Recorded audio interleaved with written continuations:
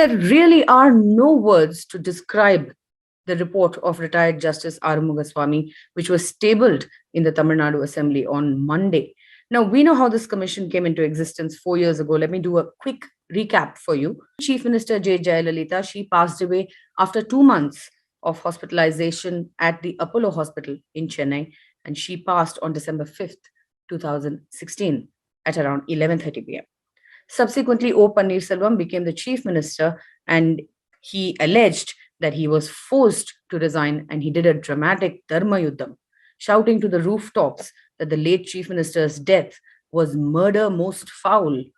By then, Edappadi Palaniswamy, who was the chief minister, with V.K. Sashikala in jail, a truce was engineered between the warring factions of the AIADMK. And the compromise solution was the Arumughaswamy Commission. After 4 long years and crores of taxpayer money being poured into the commission, an extremely flawed report has emerged. And let me explain this one by one and break it down for you. So let's take a quick look first at the findings of the Arumughaswamy Commission. Well, first of all, he claims that the late chief minister passed away a day earlier than she was pronounced dead. He equates cardiac arrest to death. It is an extraordinary leap of logic by the retired judge that a person who suffered a cardiac arrest on 4th December was concluded to have died the same day.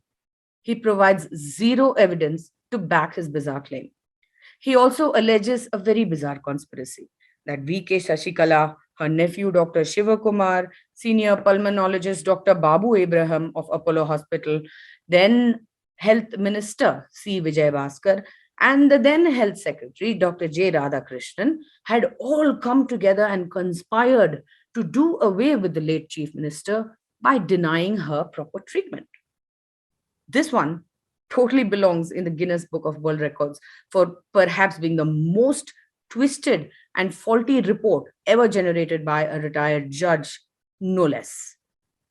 If you thought that the A.K. Rajan Commission, the report given by the A.K. Rajan Commission on NEET was bad, well, the Arumughaswamy report just proved how malafide a commission can get.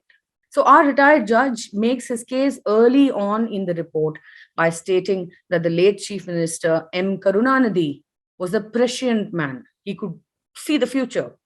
That Karunanidhi had demanded that a photo of Jayalalitha in hospital should be released, and that what the elderly politician had stated to the press at that time had eventually come true. So the retired judge greatly appreciates Mr. Karunanidhi's wisdom. And this is how the report basically begins. Now, the retired judge, as the lead has already reported before, has read a couple of medical journals, and he quotes one handbook throughout his report. He did not bother to seek the help of a team of doctors to decode the treatment protocol and understand whether or not what the doctors prescribed to Jayalalitha as treatment was correct.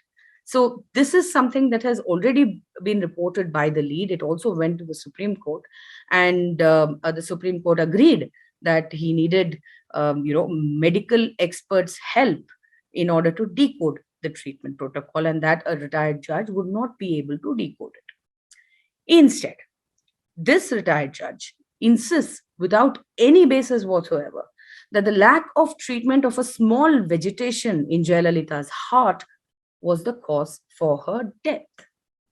So multiple doctors, if you look at all of the various depositions that have taken place across the board, across all of the doctors who have treated Jayalalitha, either throughout her stay in the hospital or even intermittently, they came in, they took a look at her case report, and they gave an expert opinion.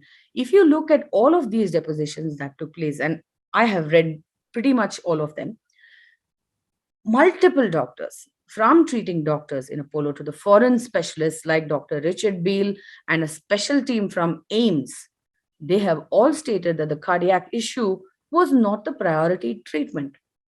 It was her lungs, the infection in her blood, high sugar levels. These were what was slowly killing the late chief minister. But no, Mr. Arumughaswamy basically wanted the doctors to put a bandage on a minor scrape on the hand, ignoring the broken leg. So, what would you treat first? Would you treat the fracture or would you treat a little scratch on the arm? Mr. Arumughaswamy appears to want to treat the minor scratch on the arm rather than the actual broken leg. And the worst part is that not a single doctor out of about 20 odd specialists, both Indian and foreign, who treated Jayalalitha stated that the cardiac issue was life threatening. Mr. Arumughaswamy quotes one Dr. Samin Sharma of Mount Sinai Hospital in the US, who had come down to take a look at Jayalalitha. But Dr. Sharma very clearly only offered to do the surgery if it was needed.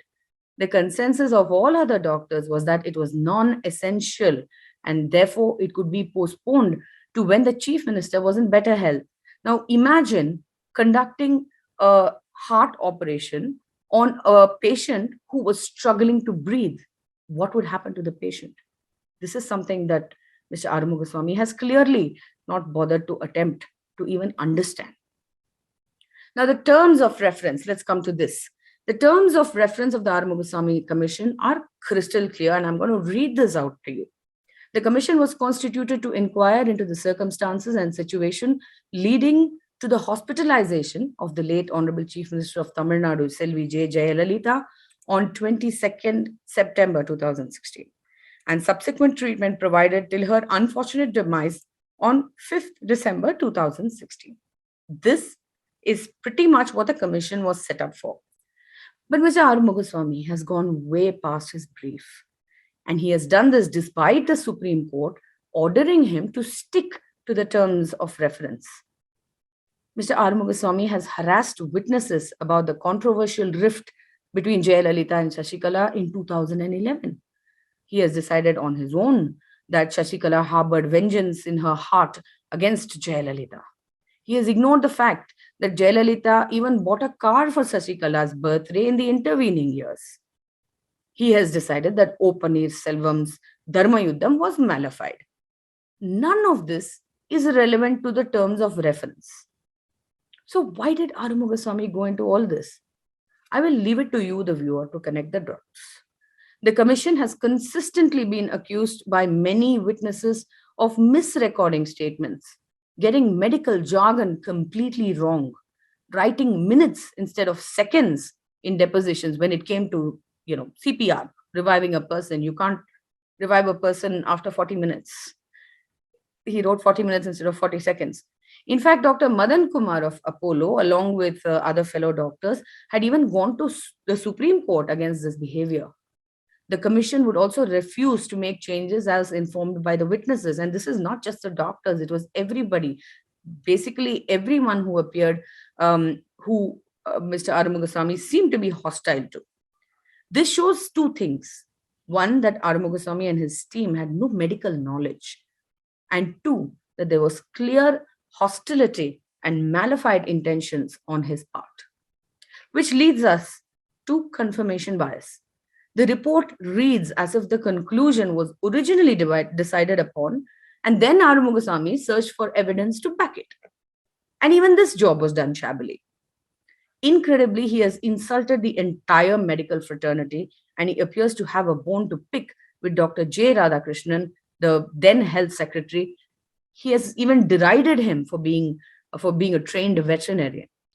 It is not clear why the former health secretary's degree or his profession should be of interest or relevance to the report. Dr. Radhakrishnan was not sitting in Apollo as a veterinarian. He was not attempting to treat Jayalalitha. He was performing his duties as a health secretary. And the same holds true for Dr. C. Vijay Bhaskar, who was at the hospital in his capacity as the health minister. Arumughaswamy also take aim at the AIMS specialists who reviewed Jayalalitha's treatment multiple times. And this is a group of some of the best doctors in India. They are India's pride.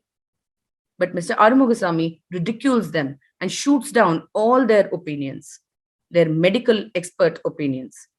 And he says that they have copy-pasted from another report. Perhaps the only thing sadder than this tragedy of a report is the fact of how the late chief minister died. Jayalalitha had uncontrolled diarrhea as a result of her pre-existing ailments. She wore diapers due to this.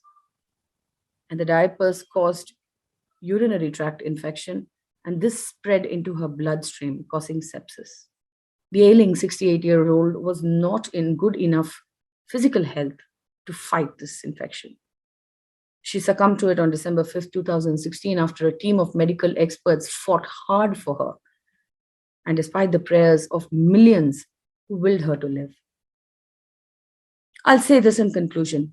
The Arumughaswamy report is a document fit to be thrown back at the retired judge. It is full of holes, fantastic conspiracy theories, and malafide intentions. It is very, very low on facts, medical understanding, and evidence.